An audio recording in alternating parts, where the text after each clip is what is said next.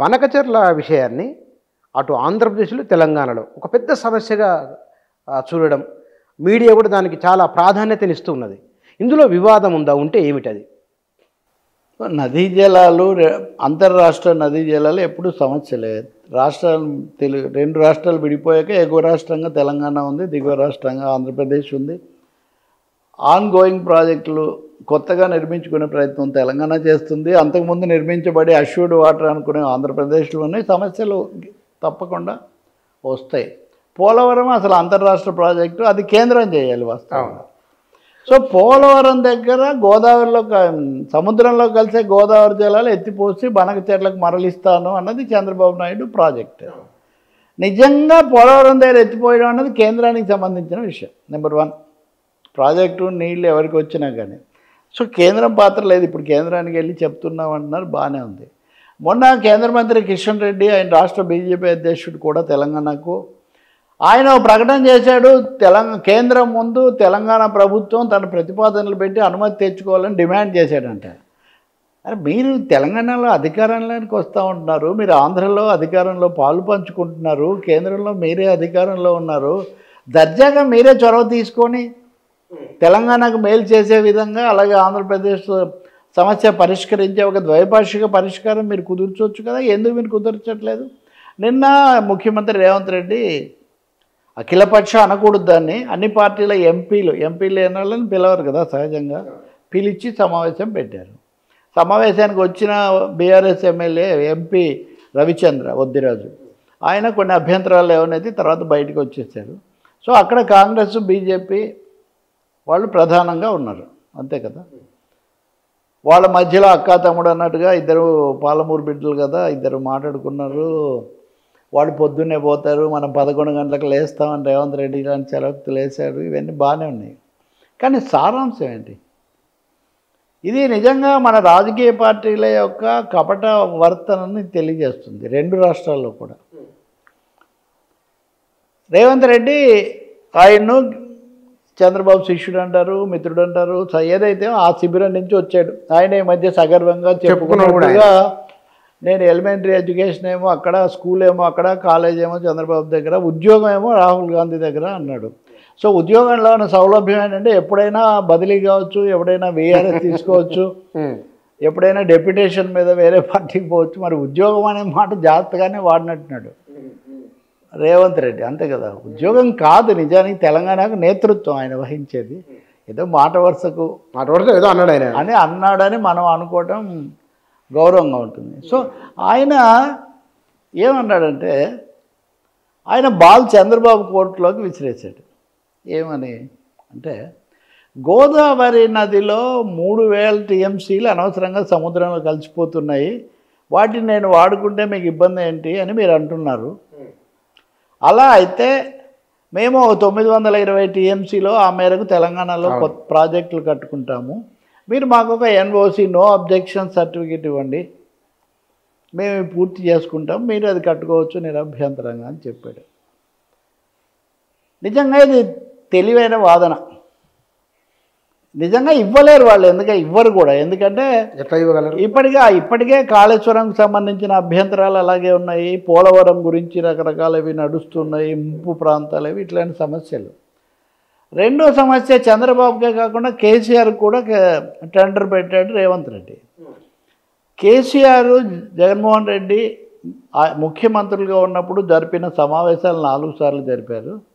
ఆ సందర్భంగా ఈ వృధా అవుతున్న జలాలు సద్వినియోగం కావడం కోసం నదుల అనుసంధానం చేసి ఈ జలాలు ఫలానా దగ్గర కట్టి తుపాకులకు కూడా అనుకుంటా రాయలసీమకి నీళ్లు వాడుకోవచ్చు అని కేసీఆర్ చాలా మంచి మనసుతో ముందుకు వస్తే నేను ఒప్పుకున్నానని జగన్మోహన్ రెడ్డి అసెంబ్లీలో చెప్పాడు.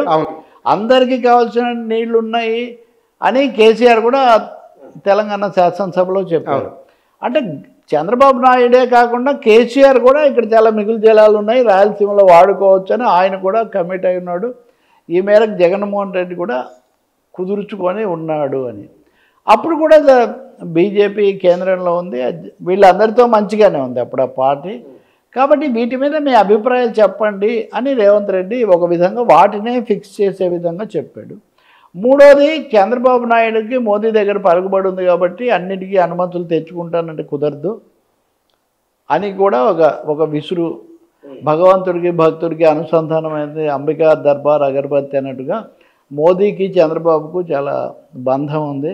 నిజానికి ఇచ్చింది ఏం లేదు ఆంధ్రప్రదేశ్కి అదనంగా, ఊరికి అందరినీ అలా మాయ చేయడం తప్పిస్తే అది నమ్మకంతో ఉన్నారు కదా కాంగ్రెస్ నమ్మకం ప్రజలని నమ్మమంటున్నారు. చంద్రబాబు ఏమన్నా అంత అమ్మాయి కూడా మోదీ ఎలా చేస్తారు అవి తెలియనంత ప్రజలను నమ్మమంటున్నారు, లేదా నమ్మించే విధంగా మాట్లాడుతున్నారు. నిజంగా అయితే ఇప్పటివరకు విశాఖ బుక్కే గ్యారంటీ లభించలేదు కదా, ఏపీకి సంబంధించి ఏమొచ్చింది కేంద్రం నుంచి.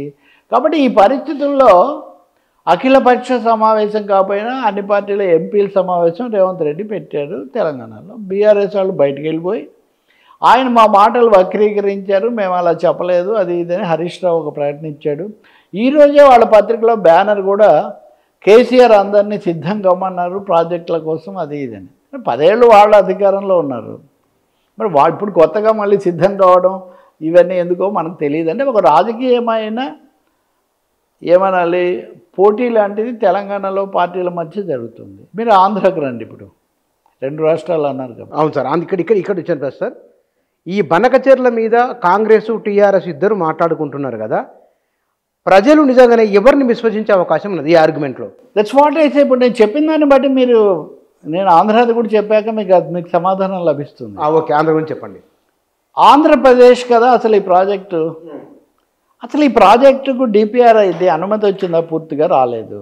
అసలు ఈ ప్రాజెక్టుకి డబ్బులు ఉన్నాయా?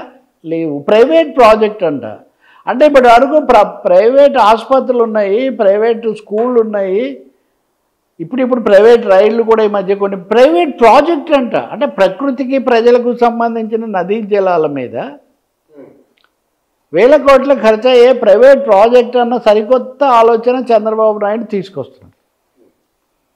తీసుకొచ్చి కొంతకాలం పాటు వాళ్ళు యూజర్ ఛార్జెస్ వసూలు చేసుకోవచ్చు అంటే ఈ నీళ్ల మీద కూడా ఈ 2 ప్రభుత్వాలు ఉంటేనే ఎవరెన్ని నీళ్లు వాడుకున్నారని ఇన్ని గొడవలు వస్తున్నాయి. రేపొద్దున దీన్ని ప్రైవేట్ ప్రాజెక్టు ప్రైవేట్ ప్రాపర్టీ చేశాక ఆ నీళ్లు కానీ వాటి మీద పడే భారం కానీ ఎంత ఉంటుందో మీరు ఊహించండి. ఇంతవరకు దేశంలోనే కాదు బహుశా ప్రపంచంలో కూడా ప్రైవేట్ ప్రాజెక్ట్ లేదు. అంటే నేను ఇది ఎందుకు మీకు స్ట్రెస్ చేసి చెప్తున్నానంటే ఈ ఆలోచన ఒక కాల్పనిక ఆలోచనగా ఉంది ఇప్పటికీ. భవిష్యత్తులో కేంద్రం ఒప్పుకుంటే కావచ్చు, కానీ అది ఏదో రాబోయే రాజ్యానికి కాబోయే మహారాజా అన్నట్టుగా చెప్తుంటే దీనికి కూడా కేంద్రం అనుమతులు అడిగింది. అసలు అంత ఖర్చు పెట్టడం ఏంటి అని వాళ్ళు కొన్ని ప్రశ్నలు వేశారు. మేము సమగ్రంగా సమాధానాలు పంపుతామని వీళ్ళు చెప్పారు, ఇదంతా అంటున్నారు. అఖిలపక్షం కాకపోయినా అన్ని పార్టీలతో చర్చలు రేవంత్ రెడ్డి జరుపుతున్నారు, కానీ ఏ రాష్ట్రం కోసం ఈ ప్రాజెక్టు ఉద్దేశించబడిందో ఆ రాష్ట్రం జరపట్లేదు. ఆంధ్రప్రదేశ్లో లేదు.